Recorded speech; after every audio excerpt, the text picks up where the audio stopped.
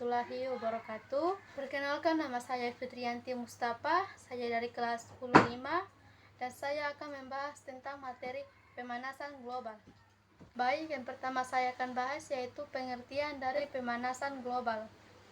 Pemanasan global adalah suatu bentuk ketidakseimbangan ekosistem di bumi akibat terjadinya proses peningkatan suhu rata-rata atmosfer, laut, dan daratan di bumi. Global warming merupakan suatu proses yang ditandai dengan naiknya suhu atmosfer, laut, dan daratan. Dan selanjutnya saya akan membahas tentang penyebab pemanasan global. Yang pertama, efek rumah kaca. Efek rumah kaca sebagai masalah lingkungan secara global terjadi karena ini, yaitu pada dasarnya disebabkan karena adanya kenaikan suhu atmosfer akibat dari gas rumah kaca yang menyerap gelombang panas dari matahari yang dipantulkan oleh bumi. Yang kedua, polusi karbon dioksida. Faktor yang memicu terjadinya efek rumah kaca adalah meningkatnya konsentrasi karbon dioksida atau CO2 dan gas-gas lain di atmosfer. Peningkatan karbon dioksida CO2 di bumi disebabkan oleh banyaknya pembakaran hutan,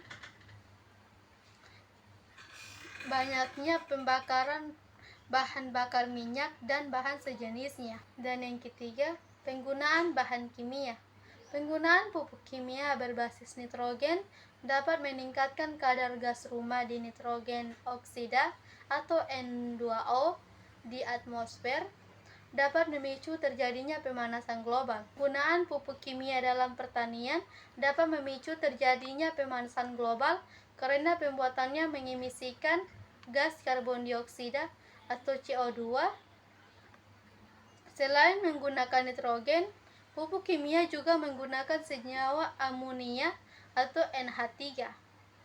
4. Penebangan dan pembakaran hutan. Tersebarnya asap dan emisi gas karbon dioksida dan gas-gas lain ke udara juga akan berdampak pada pemanasan global dan perubahan iklim. Kebakaran hutan mengakibatkan hutan menjadi gundul, sehingga tidak mampu lagi menampung cadangan air di saat musim hujan. Hal ini dapat menyebabkan tanah longsor ataupun banjir. Selanjutnya saya akan membahas dampak dari pemanasan global. Yang pertama, suhu semakin panas.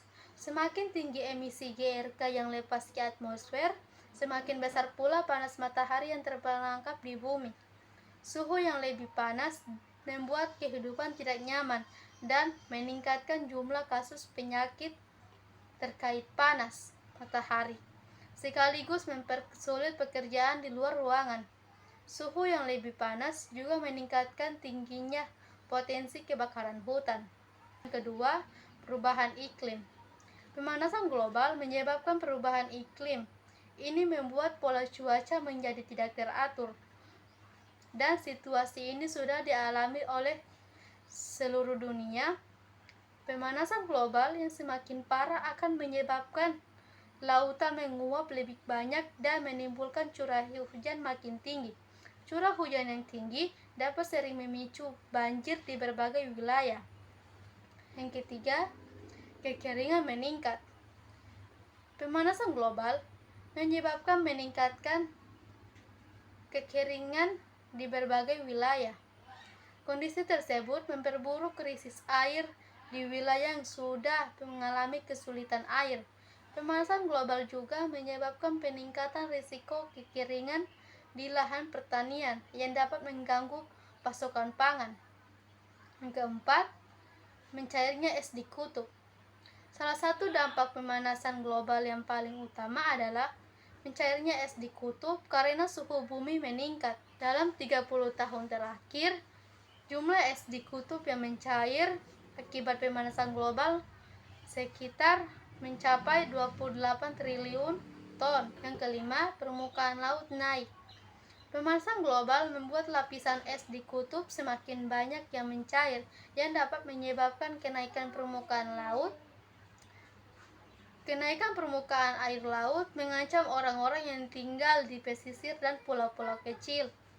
Untuk diketahui, lautan dapat berfungsi menyerap karbon dioksida. Namun, semakin banyaknya karbon dioksida membuat lautan menjadi lebih asam, sehingga membahayakan biota laut dan terumbu karang. Selanjutnya dan terakhir, saya akan menjelaskan cara mengantisipasi pemanasan global. Cara mengatasi pemanasan global adalah mengurangi konsumsi energi dan memanfaatkan teknologi yang lebih efisien dan mempromosikan praktik yang ramah lingkungan, seperti penggunaan lampu hemat energi dan transportasi yang lebih efisien. Contohnya, 1. Menghemat listrik. 2. Kurangi kendaraan bermotor. 3. Kurangi sampah. 4. Tidak menebangi pohon. Dan 5. Menggunakan bahan bakar ramah lingkungan. 6. Menggunakan energi alternatif. 7. Kurangi penggunaan plastik. Dan 8. Tidak mencemari lingkungan.